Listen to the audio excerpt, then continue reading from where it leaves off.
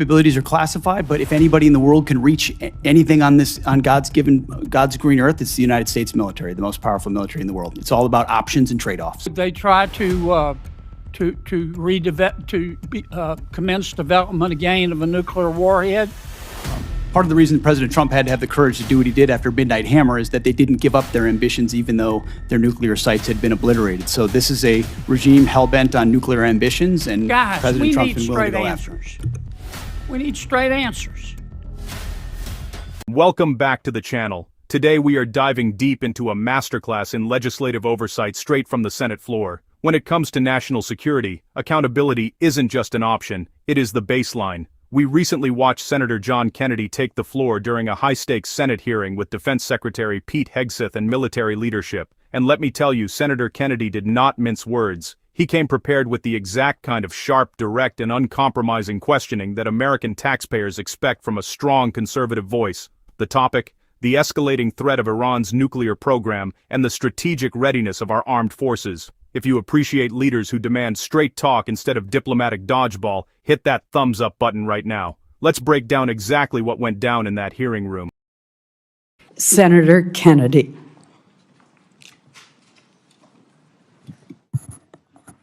Thank you, Madam Chair. Thank you all for being here today.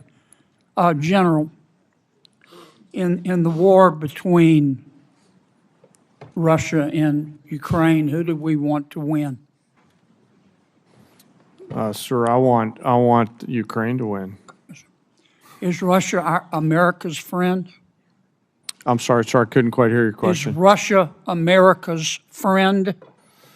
I think that depends on your definition of friend. I think it's a complicated relationship. But no, I don't think they're our friends. Thank you. If we could cut off Russia's cash flow, which depends substantially on its sale of oil, would that help Ukraine win? So I think militarily, anytime you can restrict resources and cash flows against an adversary, General, I that's have a good so thing. much respect for you. Yes, sir.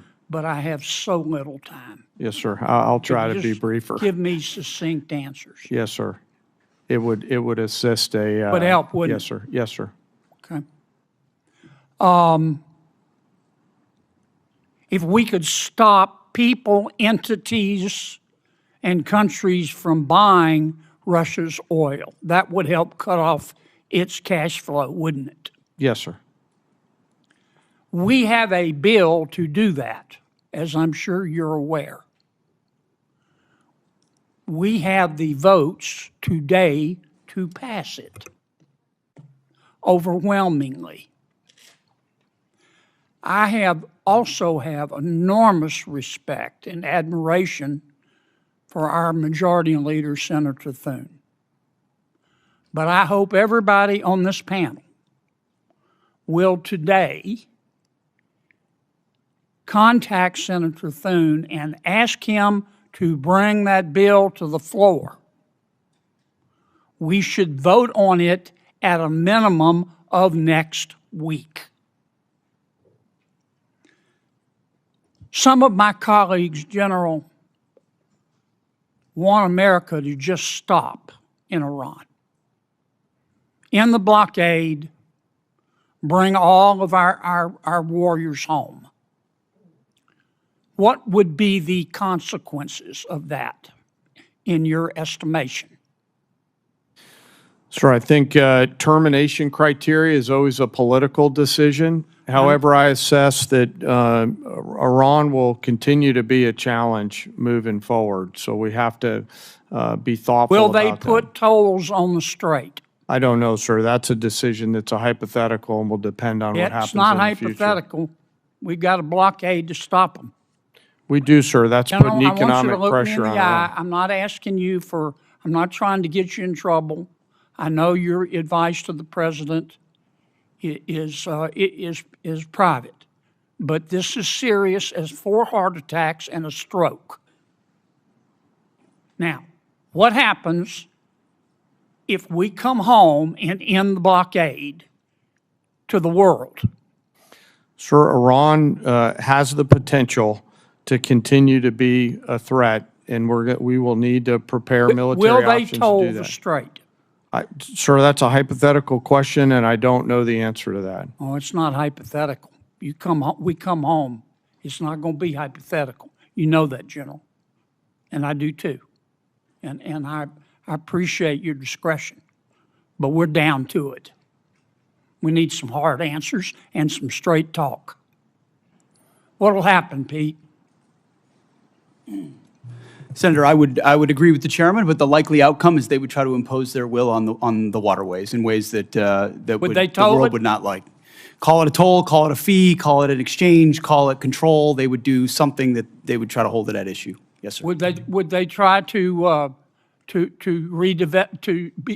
commence development again of a nuclear warhead? Part of the reason President Trump had to have the courage to do what he did after Midnight Hammer is that they didn't give up their ambitions even though their nuclear sites had been obliterated. So this is a regime hell-bent on nuclear ambitions, and Guys, President we Trump's need been willing to straight go after them. answers. We need straight answers. Do we have the ability to destroy whatever is underneath Pickaxe Mountain?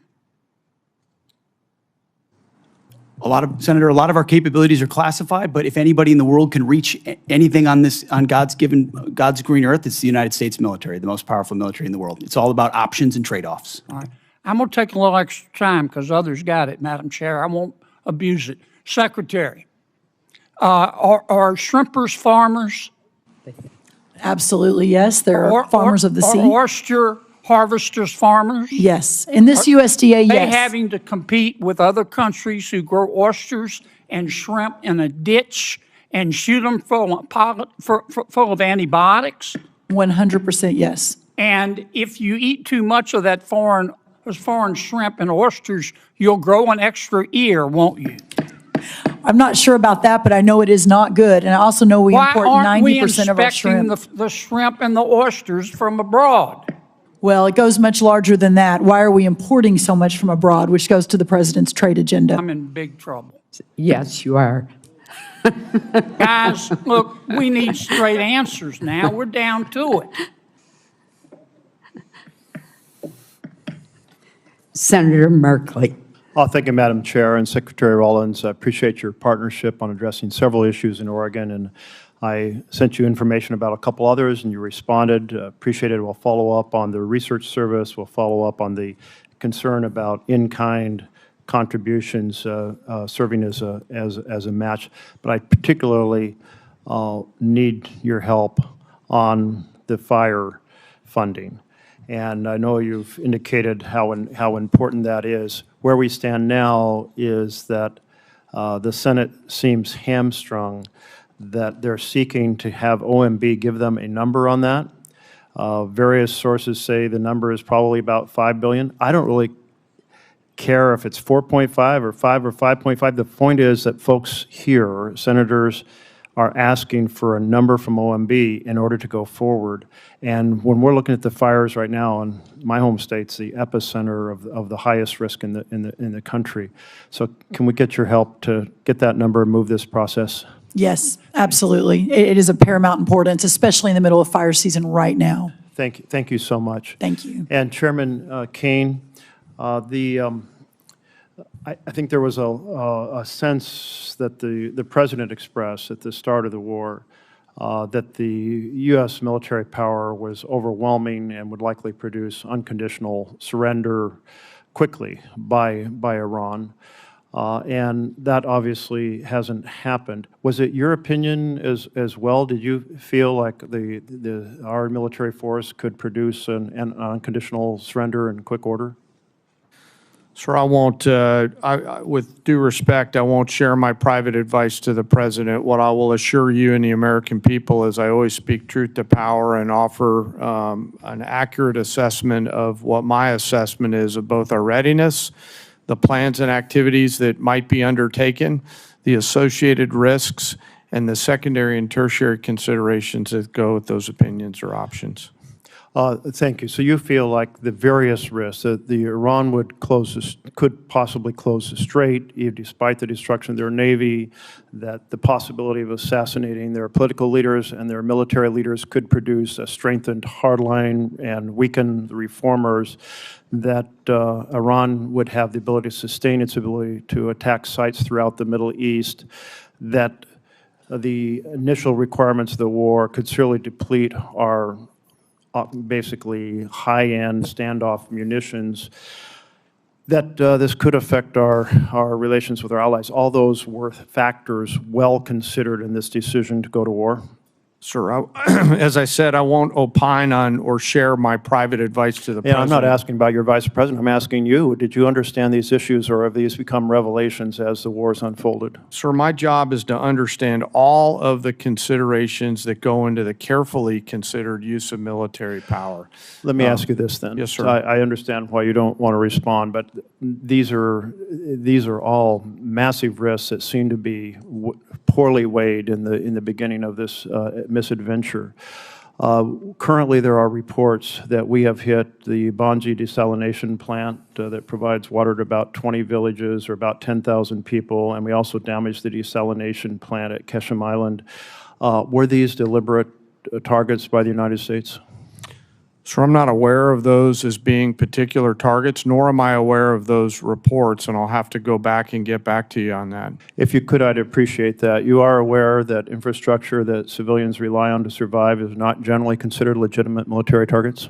Sir, as you know, we have a robust process which considers a target, that goes through a system that looks at a variety of considerations to include what you're alluding to around both purely civilian or dual-use targets. I have trust and confidence in CENTCOM that they're looking at the range of those things on a daily It basis. sounds like you are assuring us that we will, the United States, not target, even in retaliatory sense, infrastructure that is generally considered to be primarily for If you're enjoying civilian this deep survival. dive into Capitol Hill accountability, do me a quick favor. Click that subscribe button right down below and turn on notifications. We break down the biggest national security and policy stories every week, and you definitely don't want to miss what's coming next. Continuing on, Kennedy made it crystal clear that supporting our troops means giving them clear objectives and the tools to win, while eliminating wasteful government spending. That is what true principled leadership looks like in action. Where Senator Kennedy really drove the point home was on the global consequences of weak foreign policy. He laid out a compelling case for why hesitation on the world stage only emboldens regimes like Iran. When American policy appears uncertain or overly cautious, dictator regimes step into the vacuum. Kennedy pushed Secretary Hegseth and the military commanders to articulate a doctrine of clear deterrence, one that establishes firm red lines regarding nuclear enrichment and regional aggression. The underlying message was clear: peace through strength works, but only when you have the resolve to back it up with straight answers and decisive leadership. At the end of the day, exchanges like this show why congressional oversight is so vital to our republic. Senator John Kennedy demonstrated exactly what it means to hold the Pentagon accountable, fighting for American taxpayers, safeguarding our national security, and insisting on straight talk on Iran. I want to hear from you now. What did you think of Senator Kennedy's line of questioning during the hearing? Do you feel our current strategy provides strong enough deterrence against Iran? Drop your thoughts in the comments section below. I read as many as I can. Don't forget to like this video, share it with someone who follows national defense, and hit subscribe before you go.